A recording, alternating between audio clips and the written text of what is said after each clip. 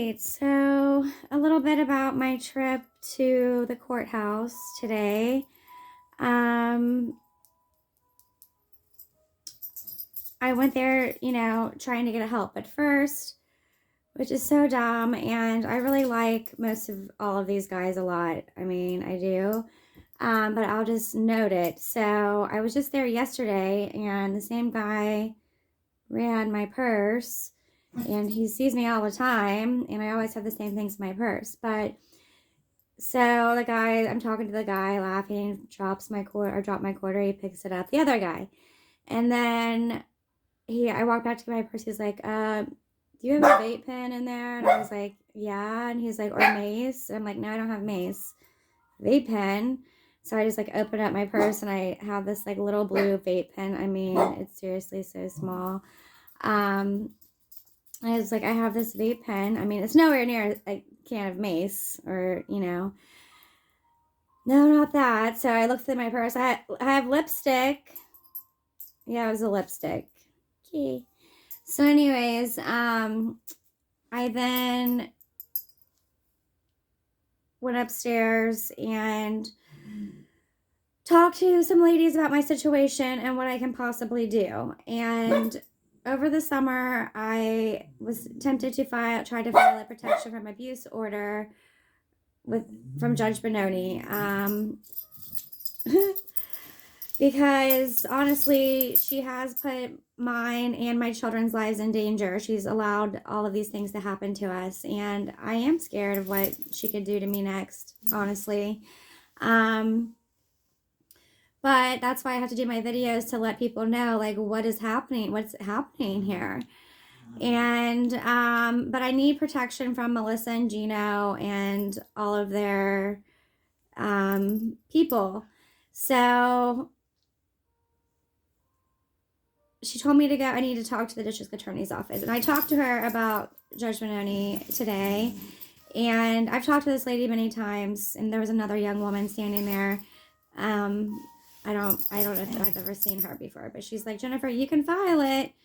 He will hear it," because Judge was saying he would hear it over the summer. So I was thinking maybe there's a chance. She's like, "But I don't think he's going to grant that, But as far as the other stuff, there's a chance."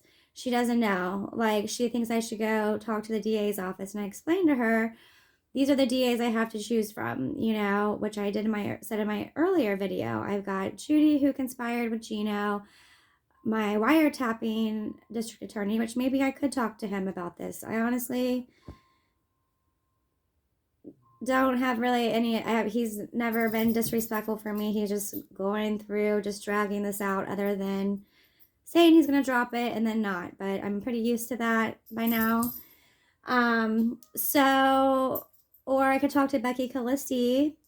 Obviously, I could talk to this new lady, but I don't know what she's doing there. From what I hear, she is not trying cases, she's overseeing, which should be her job. And they need someone to oversee. So John Peck is gone. Thank God. John Peck is who allowed all of these things to happen. I mean, the one guy, I wonder, the solicitor, John Peck's solicitor, I met him too, and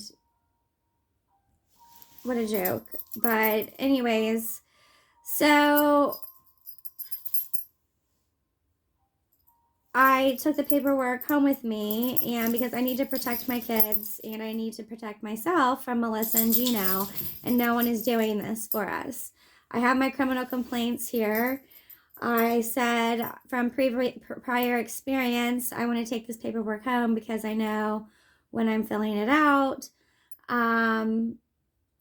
here, and I'm rattled, upset talking about all of these upsetting issues, then it's worked against me because, I forgot to put something. If I would have thought about it longer, I would have added the kids to the original PFA. I would have added Geno's guns to that, but I didn't do those things because I didn't think that he was, I don't know. I was trying to be as cordial as possible to get him out of the house and for the abuse to stop. The only way to ever get him away from me, really, or not living under the same roof, is to get a PFA. And that's about the extent that it helped me, and look what's happened since. So anyways, I will try for that because I need to protect my kids, and a protection from abuse order is anyone that you have a relationship with. So I thought it was someone that you had to have like an intimate relationship with, but that is not the case.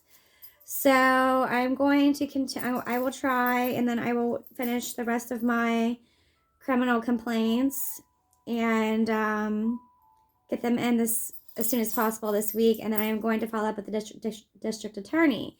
So Pittsburgh and Monroeville seem to do it the same.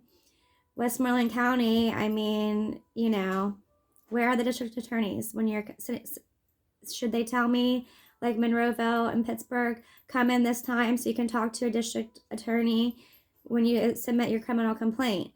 They don't do that. They just leave you in limbo, waiting and wondering.